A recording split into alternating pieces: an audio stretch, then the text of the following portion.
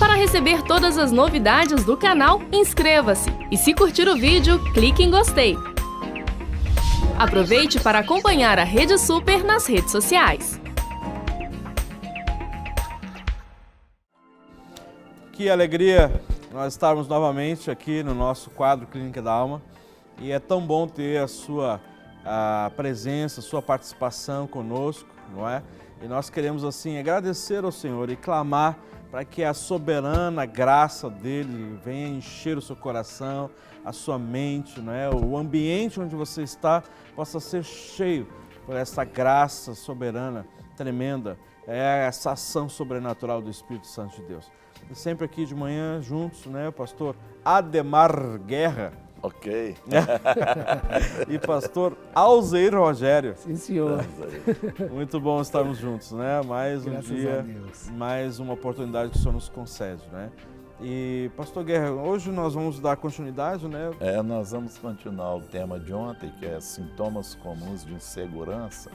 Né? Eu vou dar uma repetida aqui no Salmo texto, 40, só para as pessoas que estão nos assistindo.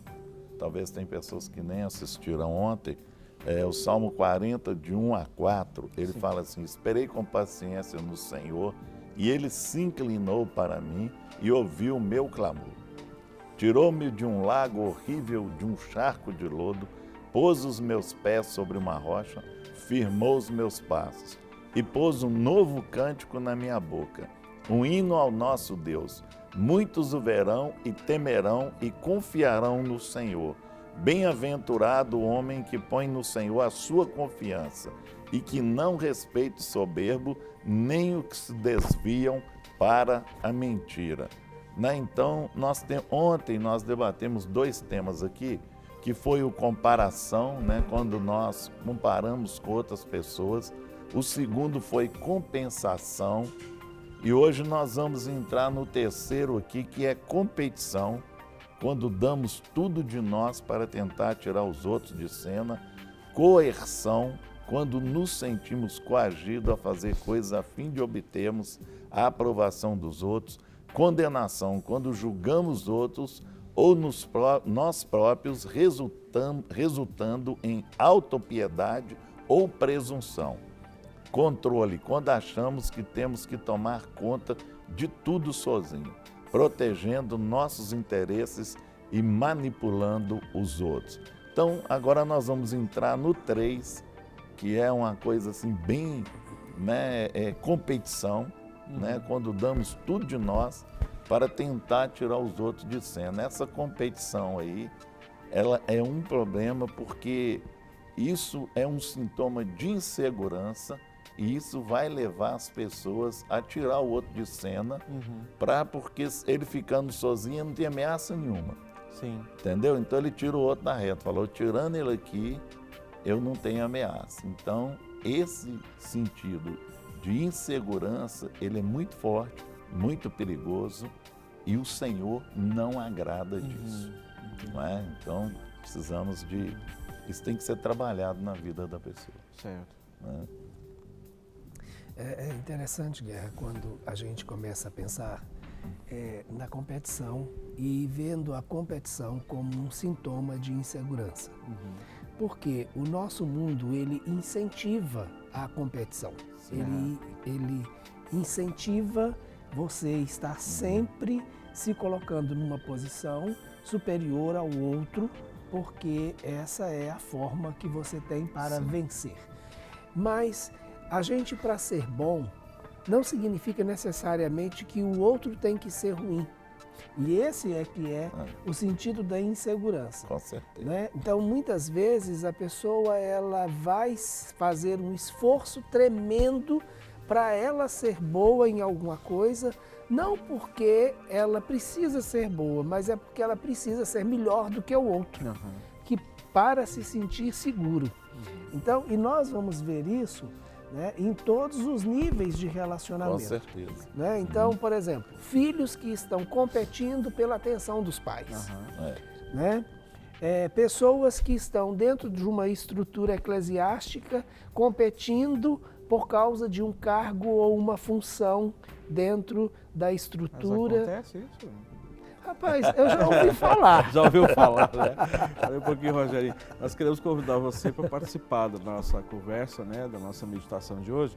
Então você pode participar pelo telefone ao vivo, né, que é o 3253-3320, ou pelo nosso CAT, né, que é o 3209-3301, a opção número 1.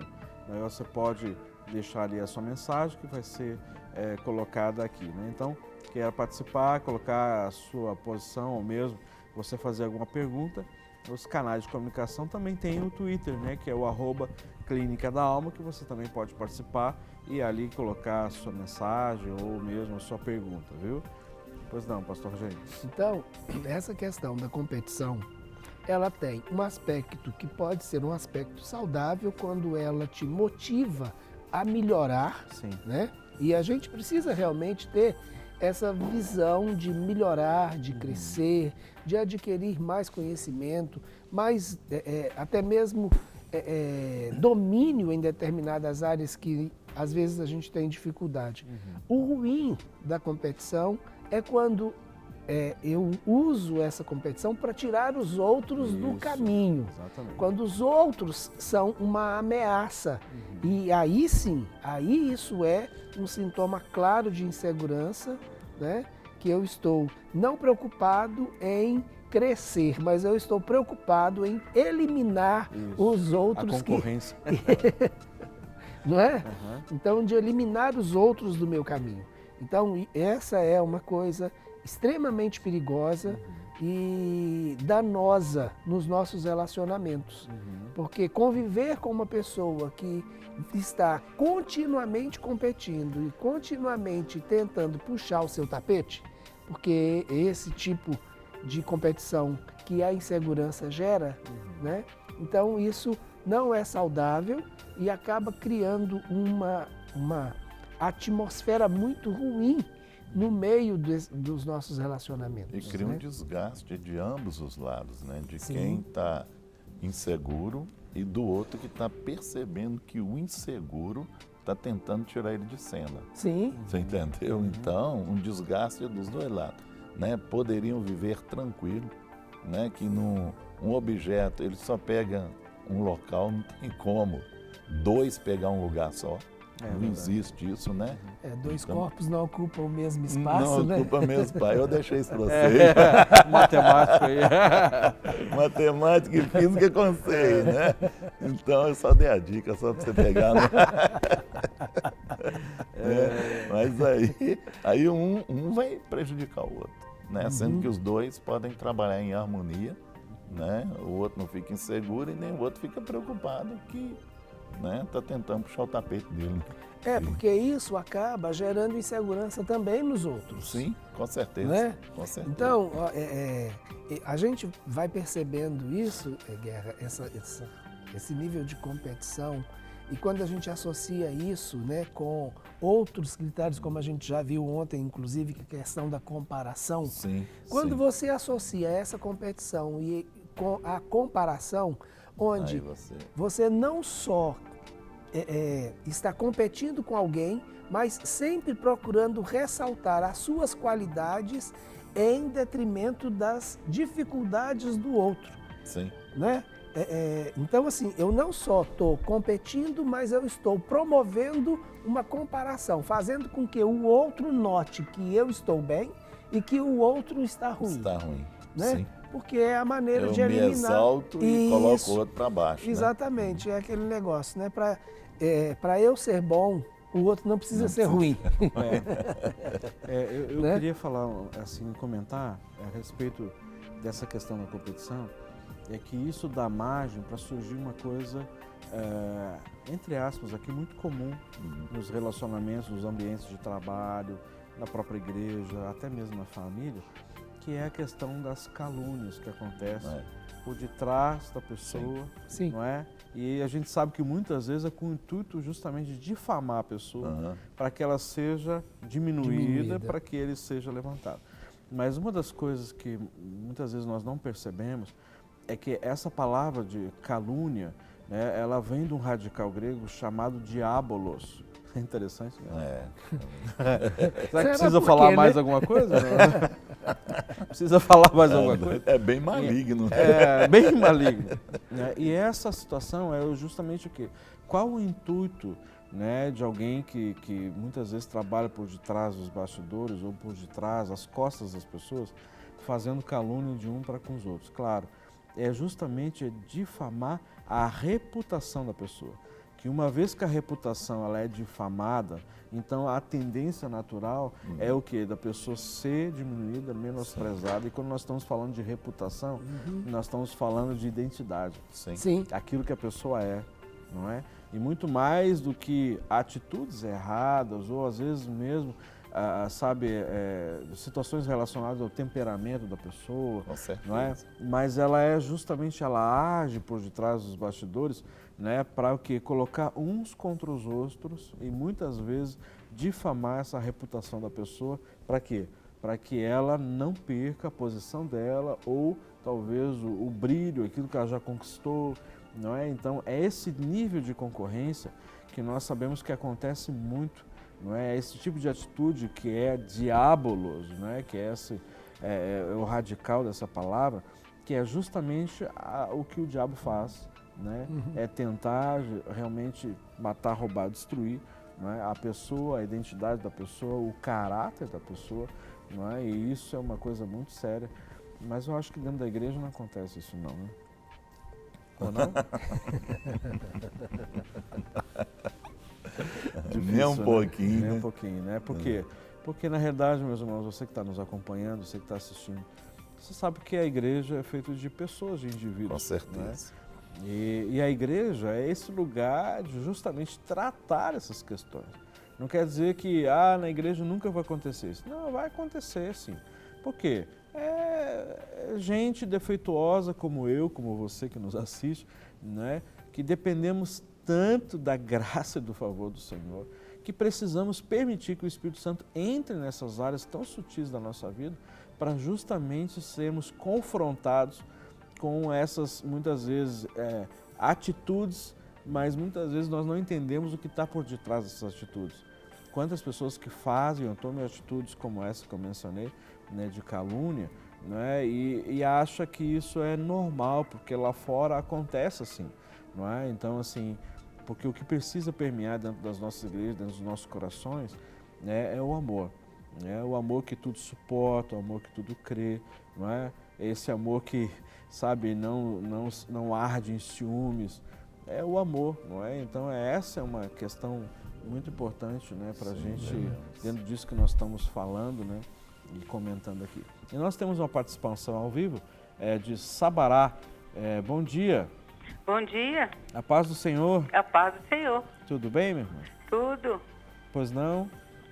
Eu gostaria de fazer uma pergunta, né? Está sendo um debate aqui, né, interessante. Sim. Eu gostaria de perguntar para os pastores, quando o pastor titular, né, sente como se fosse assim, ele começa a competir, impedindo assim que os seus súditos, né, quer dizer, eu era pastor auxiliar. Sim. E Deus assim me usava muito, né, no ministério. E quando um dia que foi curado, uns mendigos foram curados de lepra. Olha que bênção. Então eu fui sentindo assim que a partir daí ela começou a tirar meus folhetos, não me deixava mais evangelizar na rua. Foi diminuindo tudo, foi me oprimindo, até eu começar a enfraquecer mesmo, assim, né? Fui esfriando mesmo, assim, no ministério. Sim.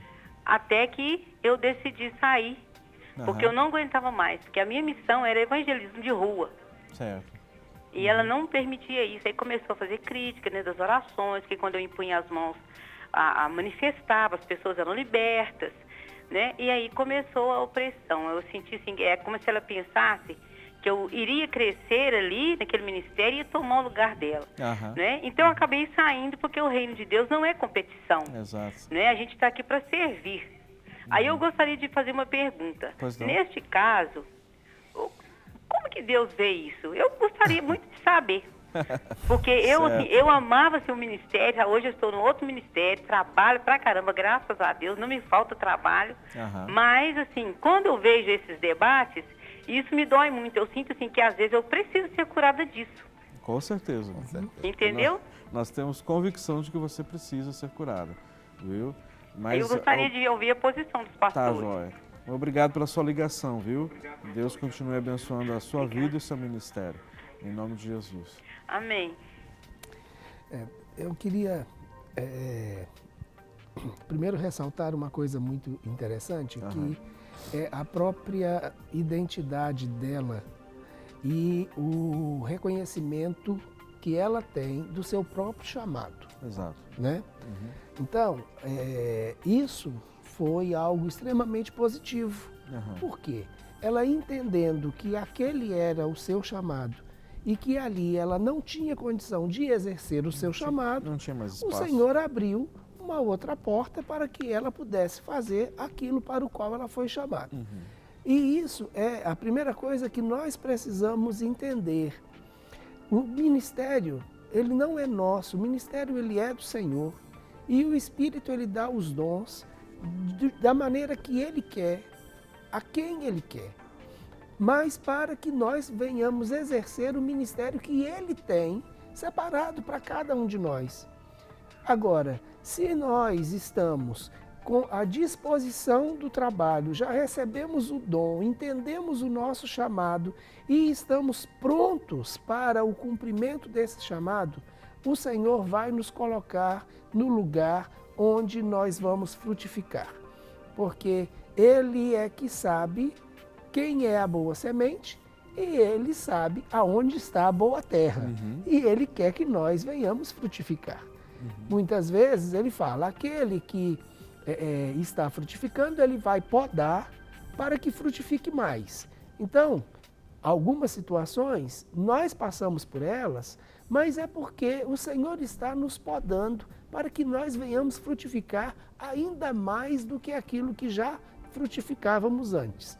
Então, esse é um aspecto muito importante quando você sabe exatamente quem você é em Cristo e para que você foi chamado. Então, aí não importa o quanto o outro esteja inseguro, eu tenho segurança para continuar fazendo aquilo que eu fui chamado para fazer. Isso mesmo. Eu não preciso estar competindo com ninguém. O que precisa aí é ela tirar isso do coração. Isso, né? a Que ferida, criou uma raiz aí, uma ferida. Exatamente. E para onde ela estiver, ela vai fluir normalmente. Que isso aí pode impedir algumas vezes de fluir aquilo que realmente Deus deu. Fica com medo de repetir situações do passado. Sim, aí vem a insegurança, né, de repetir. Então isso é importante, minha irmã, você buscar ajuda, né, para resolver isso, sarar isso no seu coração, não é? Para que essas feridas provocadas, né, por este líder ou esta, né, pessoa que está exercendo essa autoridade sobre você, isso seja resolvido dentro do seu coração. Agora, a pergunta que você fez é, como que é isso a questão do como líder, Deus né? vê isso. Como Deus vê isso. Com certeza o senhor olha, né, com tristeza no coração esse tipo de atitude, até porque esse líder ou essa líder, ela precisa também de cura. Qualquer outra pessoa no ministério que ela lidera ou ele lidera, começar a se levantar e sobressair, ela vai se sentir ameaçada. E vai acontecer a mesma coisa com 1, com 2, com 3, seja lá quantas pessoas, enquanto que isso não for tratado, não for curado. Né? Então, nós temos tido experiências de líderes e pastores que têm nos buscado para ajuda e muitas vezes a gente percebe isso. São pessoas feridas e aquele que foi ferido, a tendência natural é vai ferir também. Não é? Então, por isso que você também precisa ser curado, para que essa ferida não comece a reverberar na vida de outras pessoas por conta dessa situação que já aconteceu com você. Né? Então, isso precisa acontecer. Oramos para que esses líderes, seus olhos sejam abertos, né, e possam entender, né, que, na realidade, Deus pode e vai levantar pessoas com dons e talentos muito maiores do que nós. E eu gosto sempre de citar Atos 9, por exemplo, nós temos um exemplo tão tremendo que fala ali a respeito de Paulo, né, Saulo, cai do cavalo e tudo mais, mas a partir do versículo 10 entra em cena um discípulo chamado Ananias. E nós vemos esse homem sendo usado por Deus para ir até Saulo, abençoar a vida dele, os olhos de Saulo, não é, que veio se tornar Paulo, serem abertos. E esse homem foi usado por Deus para ir até onde Saulo estava e abençoá-lo e chamá-lo Saulo, irmão, não é?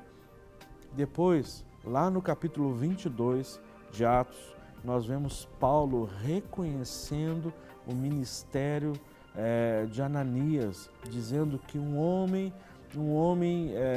de Damasco, ou seja, um homem íntegro, né, reconhecido pelo povo, foi até mim e impôs as mãos e ali me ungiu e eu voltei a ver. Ou seja, o ministério de Paulo foi muito além de Ananias. E nós só vemos esse Ananias sendo mencionado no capítulo 9 de Atos e depois no capítulo 22. Não vemos mais nada sobre esse homem. Mas Deus usou esse homem para ser um instrumento para ir até um homem temido, que era Saulo, que tinha ido para Damasco com a carta dos principais para poder, na realidade, matar os judeus e tomar posse de todos os bens que eles tinham, as riquezas deles, mas teve esse encontro no meio do caminho com o Senhor, né? E tanto é que no versículo 11 e 12 de Atos 9, o próprio Ananias questiona Deus, mas este homem, ele é temido, e só quer que eu vá lá. E disse, esse homem vai ser usado para o louvor da minha glória. E eu vou usar. Ele vai saber o que é passar pela perseguição, por tudo mais, né? E aí depois nós vemos Paulo reconhecendo o ministério, né, de Ananias, esse homem fiel e temente a Deus, não é? Então, que seja essa palavra aí para a meditação, para o seu coração. Nós temos a participação do pastor Eliseu, de Contagem. Bom dia, pastor. A paz do Senhor. A paz, pastor. Bom dia para vocês. Alô? Alô? A paz do Senhor. Vocês. Bom dia, pastor. O tema está muito bom, viu, pastor? Amém, querido. E, assim, eu tenho sido perseguido, assim, uns 10 anos. Assim, no Ministério Gostou e eu cheguei pastor, ligado à Convenção Geral. Sim. Das Assembleias de Deus. Mas eu não paro, não. Eu sou itinerante. Certo. Mas assim, sabe, já abriu portas para mim pastorear a igreja, esbarraram. Já abriu portas para mim para a África, também esbarraram. E alguém fala, monta um ministério, mas a gente tem uma maturidade para não fazer nada além da vontade de Deus, né? Claro. Deus, então, eu queria saber, assim, a opinião de vocês sobre esse assunto. Toda vez que uma porta abre pra gente, assim, vem alguém, fecha a porta, e alguém superior acredita naquele que fechou a porta pra gente. O que vocês acham de... É difícil, né? Dessa Tá joia, pastor. Muito obrigado, viu, pela sua ligação, muito obrigado pela sua participação aqui no nosso programa. Deus continue abençoando a sua vida e o seu ministério. Nós vamos responder aqui para o senhor, viu? Eu queria... Difícil, desafiante. Eu queria antes, Rogério, trazer uma palavra muito interessante, que é um princípio que nós precisamos entender, que é um princípio estabelecido por Deus. Certo. Quando a gente entende que é necessário que nós diminuamos para que outro cresça, sabe? Isso é maturidade, e isso é sinal de segurança, e isso é o reconhecimento daquilo que você foi chamado para fazer. Certo. É eu entender que o ministério que Deus tem comigo, ele vem até aqui. Mas o que Deus tem que fazer vai muito além disso. Então, Ele vai usar né, pessoas para ir além daquele ponto onde eu fui. E eu preciso entender que eu não vou, mas outros irão. E eu vou facilitar o caminho. É essa unção que estava sobre João Batista e é essa unção que deve estar sobre nós, a igreja. Porque o próprio Senhor Jesus disse, obras muito maiores farão. Então isso significa que nós não temos que ficar competindo, principalmente quando nós estamos em uma posição de liderança. Sim. Por quê? A nossa função é fazer com que os outros que estão debaixo da nossa liderança cresçam e cresçam mais do que nós. Porque vai ser um privilégio para nós e uma honra. Aonde Foi meu liderado, olha onde ele está chegando. Exatamente, aonde ele com for, certeza. que é onde eu não poderei ir, eu vou estar junto, porque aquilo que ele aprendeu de mim, ele vai poder levar. Amém. Essa tem que ser a visão, né? E eu entendo que muitas vezes as portas são fechadas, e aí respondendo ao pastor Eliseu, e não é uma situação apenas que o pastor, infelizmente, pastor Eliseu, essa não é uma reclamação apenas do senhor, isso não é um fato isolado, mas nós entendemos que pessoas realmente inseguras e que têm uma necessidade muito grande, e aí tem um outro item interessante que eu gostaria de juntar a esse, que é a questão do controle. A necessidade de manter o controle, porque estando no controle, ele vai se sentir seguro. Isto é, tudo que acontece, eu tenho que saber, tudo que acontece, eu tenho que participar, tudo que acontece, eu tenho que controlar. Olha, isso é extremamente desgastante para a pessoa que quer se manter nessa posição. Verdade. Por quê? E para os outros também. Para os outros também. Que estão debaixo dessa liderança. Primeiro que vão ficar sufocados. Inseguros. Né? Não pode decidir nada. Por causa do controle gerado por uma insegurança, vai gerar insegurança nos outros. E o pior, quando ele não gera insegurança, que aí tem tudo a ver com a questão do pastor Eliseu, vai gerar rebeldia. Tem um outro detalhe. Que aí é uma armadilha, né? Exatamente. Uma armadilha uma do armadilha inimigo, né? do inimigo. Quer dizer, te põe numa situação que você vai ter que... O único jeito de eu sair desse jugo é me rebelando. E não é só esse caminho. E não é só esse. E ele citou uma coisa interessante, que ele falou que ele é pastor itinerante. Não é? Ele não tem uma igreja ligado. Então, vai abrindo campo, né? Talvez a porta fecha porque ele tem que ser itinerante também. Ele tem que, né? Talvez não ele está com esse ministério. Né? Ele tem que ver isso também, reaver isso com Deus. Se realmente ele quer ficar no ministério agora, quer parar, deixar de ser itinerante e ficar em uma igreja. Mas eu entendi uma coisa que ele falou, que isso acontece muito, né, dentro dessa estrutura eclesiástica, né? É que normalmente são pessoas que vão para abrir campo. Isso. Então eles vão, abrem o campo, evangeliza. Quando a igreja começa a crescer, começa a tomar forma... Aí manda um outro para lá. Manda um outro para lá, tira ele, vai lá para outro. Talvez ele é reconhecido para fazer esse trabalho. Aí que tem que ver se realmente dentro ele tomou da posse. denominação, né? Ele pode chegar e falar assim, não, eu não quero mais ser itinerante e agora eu quero ficar fixado num trabalho. Talvez ele mesmo não tomou essa decisão ainda. Entendeu? Talvez ele pode estar cansado, né? Pode já ter passado o período também dele, né? O chamado dele nessa área.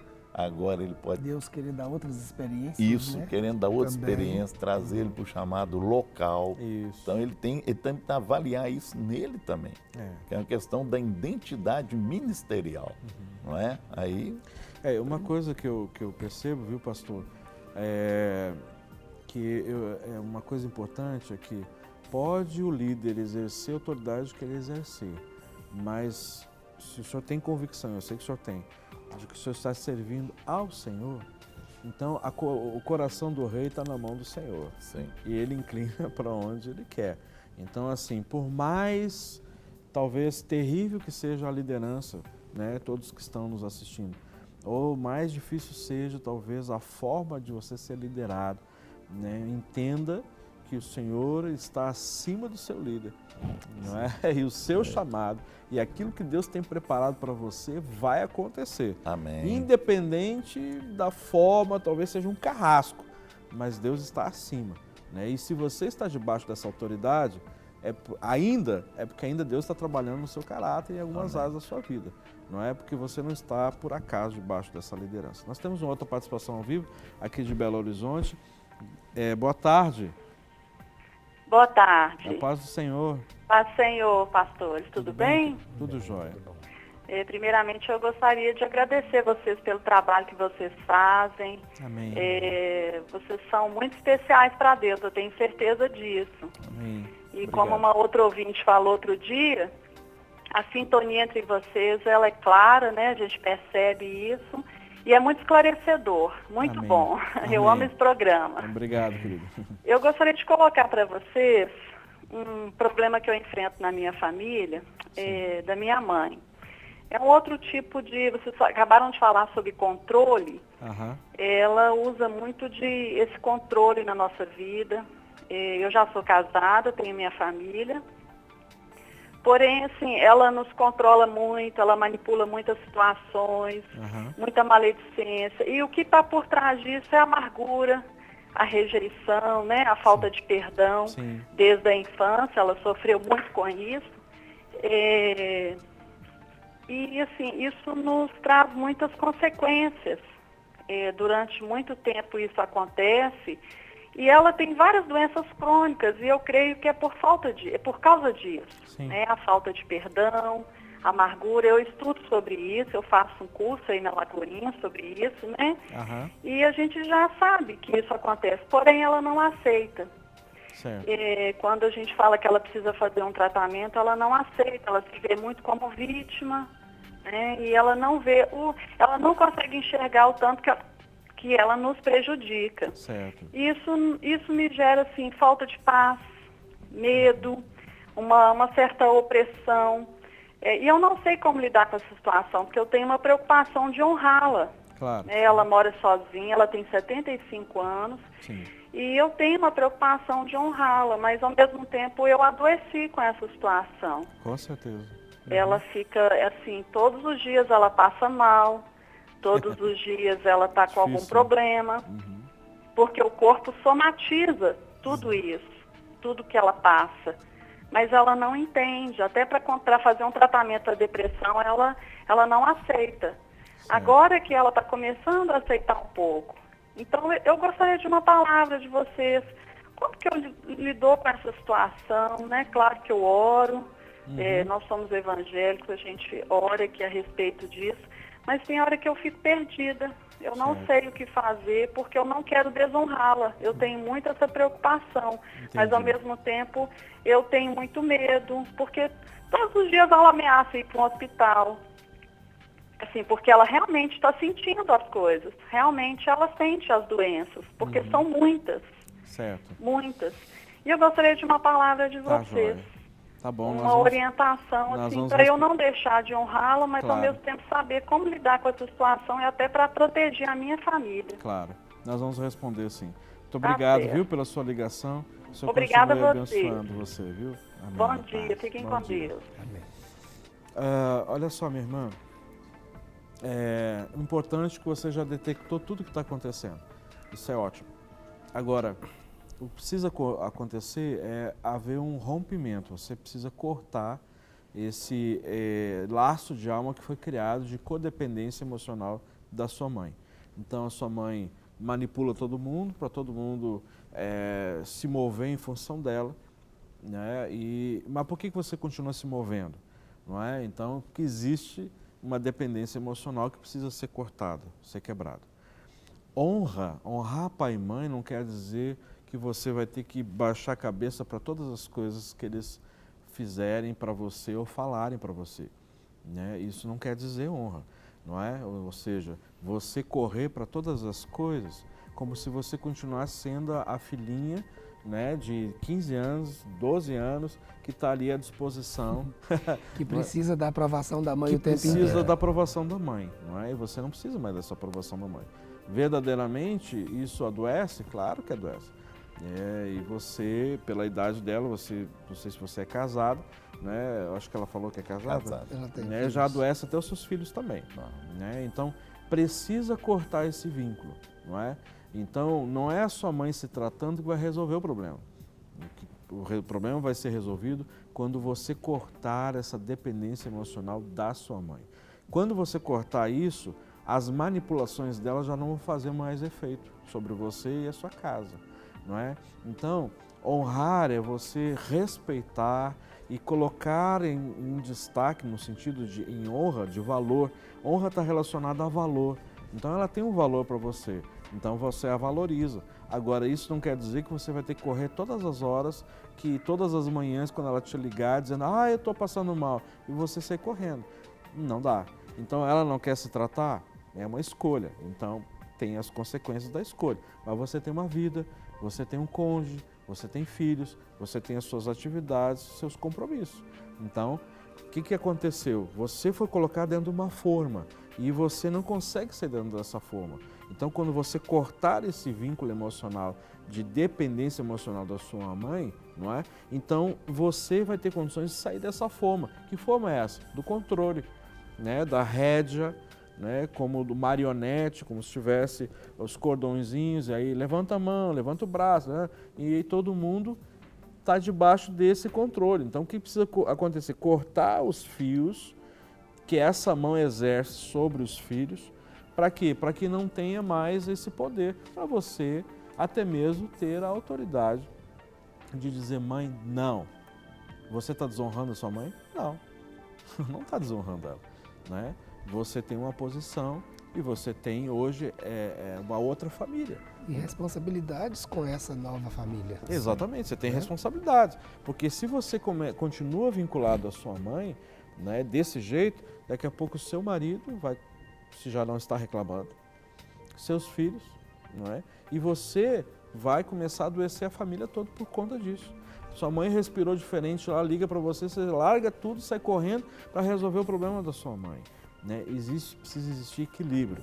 A gente não pode ser tão lá e nem tão do outro lado. Tem uma coisa muito interessante, Rogério, porque dá para a gente conectar claro. com um outro sintoma de insegurança.